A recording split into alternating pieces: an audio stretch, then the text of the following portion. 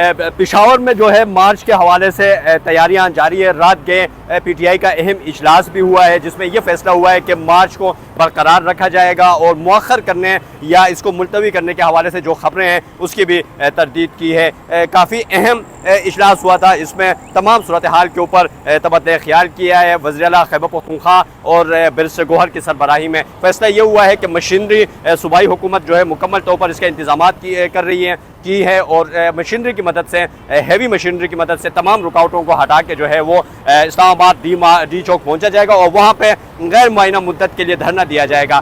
तो इसके लिए सुबह जो है तकरीबन पेशावर से वज़ीर आला की सरबराही में काफिला यहाँ से रवाना होगा। कंटेनर खुसूसी तौर पर तैयार है और 12 बजे जो है वो ये काफिला पेशावर पहुँचेगा। उसके बाद जो है मरकज़ी काफिला वहीं से रवाना होगा। साथ ये सवालात किए जा रहे हैं कि क्या बुशरा बीबी भी कंटेनर पर होंगी, क्या वो इस मार्च को काफिले को लीड करेंगे, इस हवाले से भी मुख्तलिफ बातें सामने आ रही हैं। लेकिन हमारे जो ज़राए हैं, कुछ रहनुमाओं से हमने बात की है पाकिस्तान तहरीक इंसाफ के, उनका ये कहना है कि बुशरा बीबी शायद सवाबी तक सरप्राइज़ दे सकती है, लेकिन उसके मार्च में शिरकत के हवाले से जो इस तरह कोई मुसद्दिका जो है इतलात नहीं है, अभी तक कोई फैसला नहीं हुआ है। हमारे ज़राए बताते हैं कि बुशरा बीबी जो है वो इस मार्च में हिस्सा नहीं लेगी, ताहम जो है वो इस मार्च को लीड ज़रूर करेगी। सीएम हाउस में बैठ के सीएम हाउस से तमाम तर जो इंतज़ामात है उसकी निगरानी करेगी।